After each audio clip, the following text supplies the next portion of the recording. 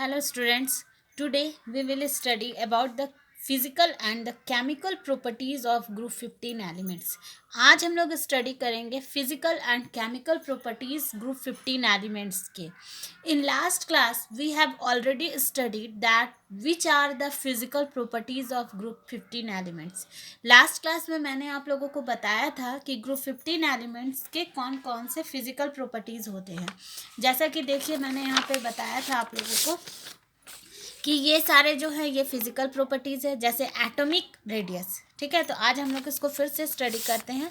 जैसे ये atomic radius, तो एटॉमिक रेडियस जो है ये एक फिजिकल प्रॉपर्टीज़ है. तो एटॉमिक रेडियस क्या है? Atomic radii and ionic radii क्या होते हैं? तो it is 1/2 of the distance between the nucleus and the outer most electron present in the valence shell. ठीक है, एटॉमिक रेडियाई जो होता है वो क्या है? न्यूक्लियस और आउटर मोस्ट इलेक्ट्रॉन के बीच का जो डिस्टेंस होता है उसे ही बोला जाता है एटॉमिक रेडियाई. एटॉमिक रेडियाई जो होता है जिसे हम और आयोनिक रेडियस, एटॉमिक रेडियस और आयोनिक रेडियस जो होता है वो down the group the atomic and the ionic radius increased due to the incorporation of additional shells. जब हम लोग टॉप टू बॉटम आते हैं किसी भी ग्रुप में तो हम लोग क्या देखते हैं कि एटॉमिक और आयोनिक रेडियस जो है वो बढ़ रहा है. और ये किसके कारण बढ़ता है? Due to the incorporations of additional sales. जैसे जैसे एडिशनल सेल्स जो होते हैं वो बढ़ते हैं वैसे ही एटम का साइज भी होता है वो इंक्रीज होता जाता है. ठीक है, अब हम लोग अपने सेकेंड पार्ट को पढ़ते हैं. Second part is ionisation energy, जिसको कि आयोनाइजेशन एंथैल्पी भी बोलते हैं. तो लास्ट क्लास में भी मैंने आप लोग को बताया था आयोनाइजेशन एंथैल्पी है क्या? Amount of energy needed to remove electron from the atom. Means कितने अमाउंट में एनर्जी की रिक्वायरमेंट होती है कि किसी इलेक्ट्रॉन को किसी एटम से रिमूव किया जा सके. This is called as the ionisation energy और ionisation enthalpy. Down the group the ionisation energy is decreases due to the increased atomic size, which reduces the force of attractions on the outermost electron by the nucleus. जैसे जैसे हम ऊपर से नीचे जाते हैं तो आयोनाइजेशन एनर्जी डिक्रीज होता है. क्यों होता है? क्योंकि एटम का साइज इंक्रीज होता है जो कि फोर्स ऑफ अट्रैक्शन जो है उसको कम कर देता है on the outer most electron by the nucleus.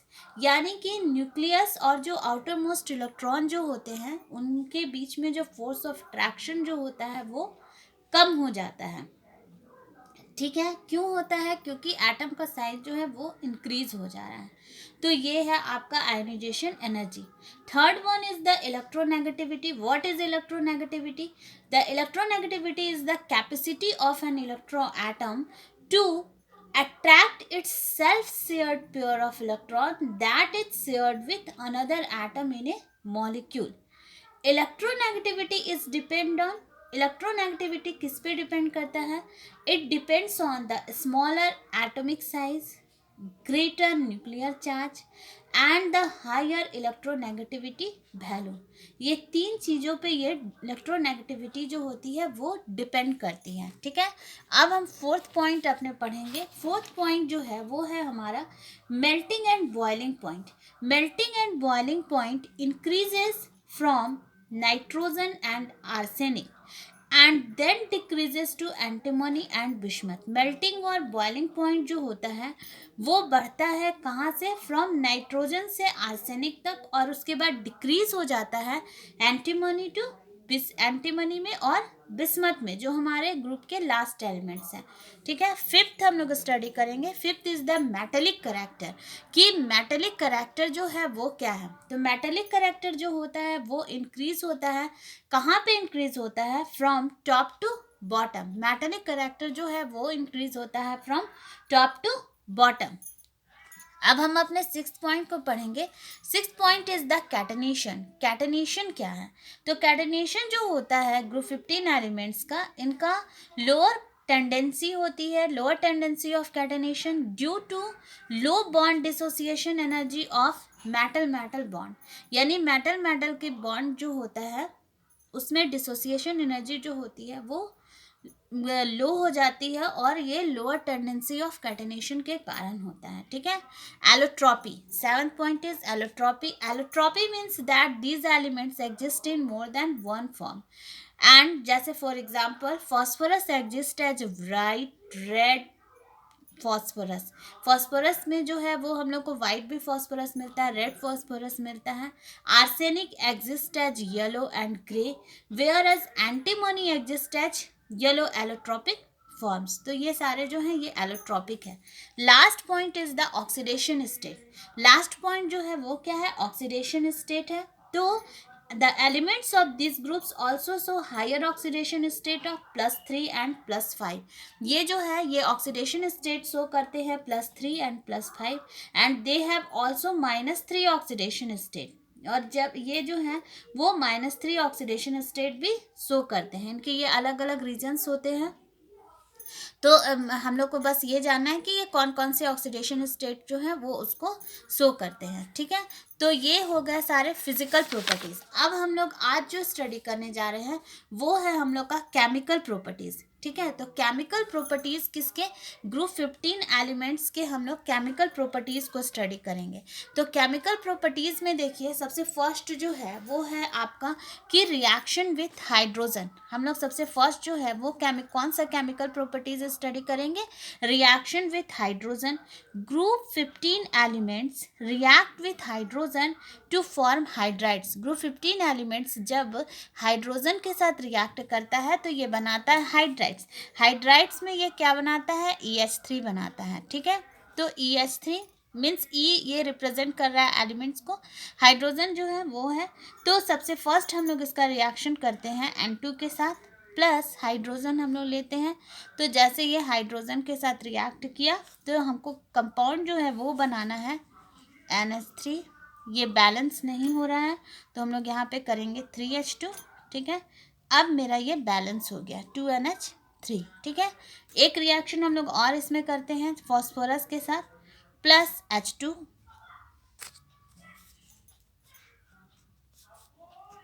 PH3 हमको बनाना है। तो ये बैलेंस नहीं होगा तो हम लोग यहाँ पे करेंगे 4PH3, तब भी बैलेंस नहीं हुआ तो हम लोग यहाँ करेंगे CH2, ठीक है। तो ये 4PH3, अब ये बैलेंस है, ठीक है। अब हम लोग करते हैं दूसरा रिएक्शन। दूसरा रिएक्शन जो है वो है आपका रिएक्शन विथ ऑक्सीजन के साथ, ठीक है। तो these elements react with oxygen to form oxides. ये ऑक्साइड्स बनाते हैं। ऑक्साइड्स में ये आपके बनाते हैं E2O3 कंपाउंड्स और E2O5 कंपाउंड्स, ठीक है। ये दो कंपाउंड्स आपके बनते हैं। तो E2O3 E यहाँ रिप्रेजेंट कर रहा है आपके एलिमेंट्स को, तो E2O3 कंपाउंड बनेगा और E2O5 कंपाउंड बनेगा, ठीक है। तो इसमें जैसे हम लोग एक रिएक्शन करते हैं N2 के साथ, प्लस इसमें रिएक्शन होगा O2 ऑक्सीजन के साथ, और हमको कंपाउंड जो है वो बनाना है N2O3, ठीक है। तो ये बैलेंस नहीं होगा तो हमको यहाँ पे लेना होगा 2N2 और यहाँ लेना होगा 3O2। अब हम इसको करेंगे तो ये मेरा हो गया 2N2 और O3, ये बैलेंस हो गया। तो ये हो गया आपका थर्ड रिएक्शन, यानी कि रिएक्शन विथ ऑक्सीजन के साथ। अब हम नेक्स्ट जो रिएक्शन अपना करेंगे वो हम लोग को करना है रिएक्शन विथ हैलोजन के साथ। तो this elements react with halogen to form halides. ये हैलाइड्स बनाता है और हैलाइड्स में ये कंपाउंड बनाता है EX3 एंड EX5, ठीक है। ये कंपाउंड्स बनते हैं। तो इसमें हम लोग जैसे रिएक्शन करते हैं N2 का प्लस Cl2 के साथ, और हमको बनाना है कंपाउंड NCl3, लेकिन ये बैलेंस नहीं है तो हम लोग यहाँ पे लेंगे 3Cl2। तो अब ये जो है 2NCl3, ये कंपाउंड हम लोग का बन गया। तो these are the chemical properties of group 15 element. इसी तरह से रिएक्शन होता है।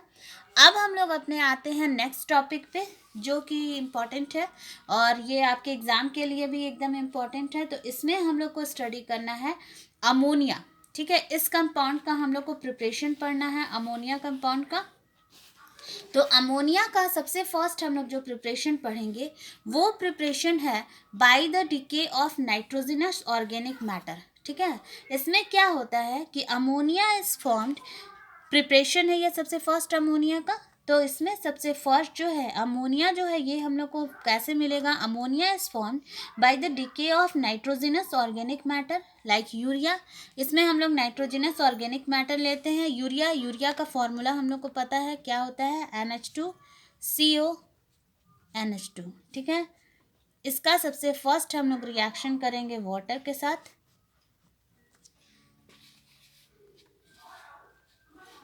तो ये बनाएगा NH4 2CO3 अमोनियम कार्बोनेट, ये ठीक है। अब जब हम लोग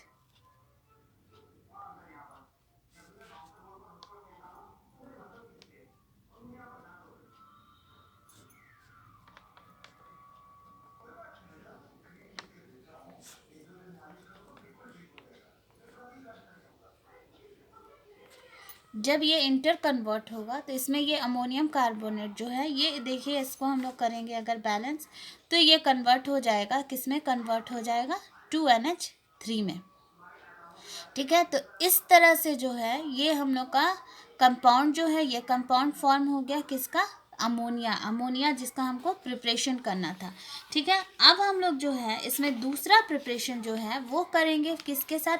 फ्रॉम अमोनियम सॉल्ट। ठीक है, अमोनियम सॉल्ट से ये बहुत ही स्मॉल स्केल में हम लोग को ऑब्टेन होता है। तो small scale ammonia is obtain from the ammonium salt which decompose when treated with caustic soda और लाइम। मतलब ये स्मॉल स्केल में हम लोग को अमोनियम सॉल्ट जो होता है वो डिकम्पोज्ड हो जाता है जब हम लोग उसको ट्रीट करते हैं किसके साथ? कॉस्टिक सोडा के साथ और लाइम के साथ। तो सबसे फर्स्ट हम लोग इसका रिएक्शन हम लोग करते हैं।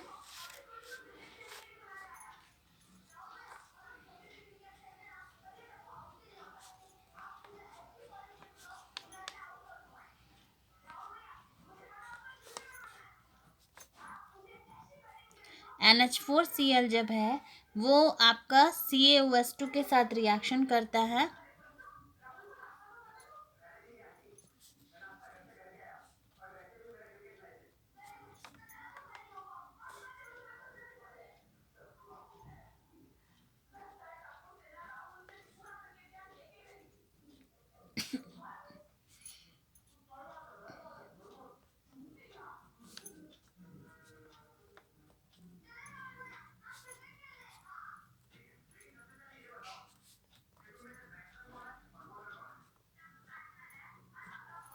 इसमें देखिए सबसे फर्स्ट NH4Cl जब CaOH2 के साथ रिएक्शन किया तो इसमें क्या फॉर्म्ड होता है? 2NH3 अमोनिया का हमको प्रिपरेशन करना है। अमोनिया फॉर्म्ड हो गया plus 2H2O plus CaCl2 calcium chloride.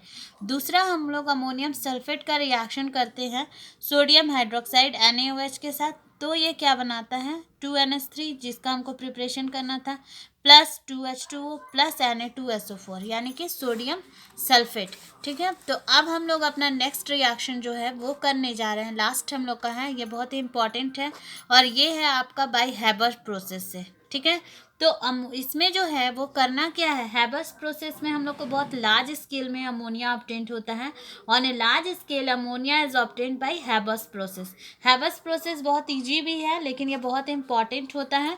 तो इसमें हैबर्स प्रोसेस में सबसे फर्स्ट हम लोग लेंगे N2 और इसका रिएक्शन हो जाता है हाइड्रोजन के साथ। ठीक है, ये भी N2 भी जो है ये भी गैसियस स्टेट में है, ये भी गैसियस स्टेट में है। ठीक है, और ये जो बनाएगा 2NH3 ये भी गैसियस स्टेट में होगा।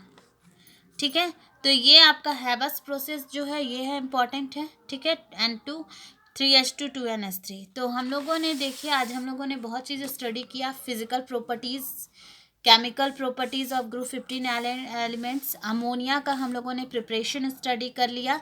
अब हम लोग आज तो हम लोगों ने बहुत स्टडी किया। नेक्स्ट क्लास में हम लोग इसके प्रिपरेशन तो कर चुके हैं, प्रॉपर्टीज़ हम लोग पढ़ेंगे, फिजिकल प्रॉपर्टीज़ और केमिकल प्रॉपर्टीज़ ऑफ अमोनिया। ठीक है, थैंक यू।